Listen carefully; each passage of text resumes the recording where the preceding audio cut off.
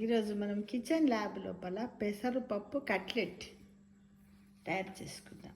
కావలసినటువంటి పదార్థాలు ఏమిటవి?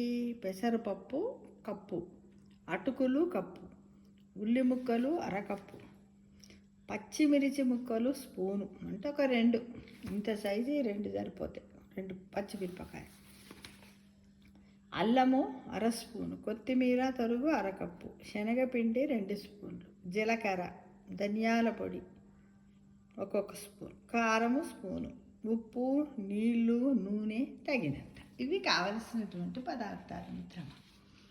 ఇక తయారు చేసే విధానం ఏమిటి అంటే, మొదట పెసరపప్పును బాగా కడిగి 5 గంటల పాటు నీళ్ళలో నానబెట్టాలి.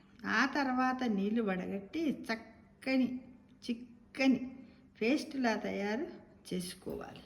మిక్సీలో వేసి అటుకుల్ని కడిగి పెట్టుకోవాలి. అటుకుల్ని కూడా చక్కగా కడిగి నీళ్ళు వంపేసి పెట్టుకోవాలి.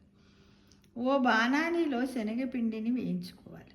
ఓ పెద్ద గిన్నెలో పెసరు పేస్టు, అటుకులు, శనగపిండి, ఉల్లి, పచ్చిమిర్చి, అల్లము, కొత్తిమీర ఈ మిశ్రమాన్నంతా వేసి బాగా కలపాలి. కొంచెం ఆయిల్ వేసి మిగిలిన పొడులు, ఉప్పు చేర్చాలి.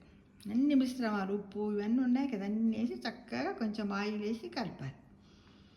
ఈ మిశ్రమాన్ని చిన్న ముద్దలుగా చేసుకొని చేత్తో ఒత్తుకొని నూనెలో వేయిస్తే బ్రౌన్ కలర్లో ఉన్నటువంటి అతి రుచికరమైనటువంటి కట్లెట్లు రెడీ. ఇవి మన శరీరానికి ప్రోటీన్స్ని ఇస్తాయి, అన్నీ ఉన్నాయి దీంట్లో కదా. కాబట్టి దీన్ని మనం బ్రేక్ఫాస్ట్గా తినచ్చు, ఈవినింగ్ స్నాక్గా కూడా తినచ్చు. ఎవరైనా మన చుట్టాలు వచ్చినప్పుడు ముందు ఒక రోజు స్టే చేసి ముందు రోజు నానబెట్టేసి తెల్లవారి వాళ్ళకి మనం బ్రేక్ఫాస్ట్గా కూడా ఇవ్వచ్చు మిత్రమా. పిల్లలకు కూడా ఇవ్వచ్చు. కాబట్టి పెసరపప్పులో అందరికీ తెలుసు, మీకు ప్రోటీన్స్, మినరల్స్ చాలా ఉంటాయి కదా. అందరం ఒకసారి అట్లా ఒక వెరైటీగా ఉంటుంది. వారంలోను నెలలో ఒకసారి ఇలా ప్రయత్నించి టేస్టీ ఫుడ్ని తీసుకోవాలి. మన మనస్సు, మన బుద్ధి చెప్పినట్టు మనం వినాలి కదా. తప్పకుండా తీసుకుందాం. హెల్దీ డైట్ని తీసుకుని హెల్దీగా జీవించడానికి ప్రయత్నించాలని కూడా నేను ఆశిస్తున్నాను మిత్రమా. Thank you for watching.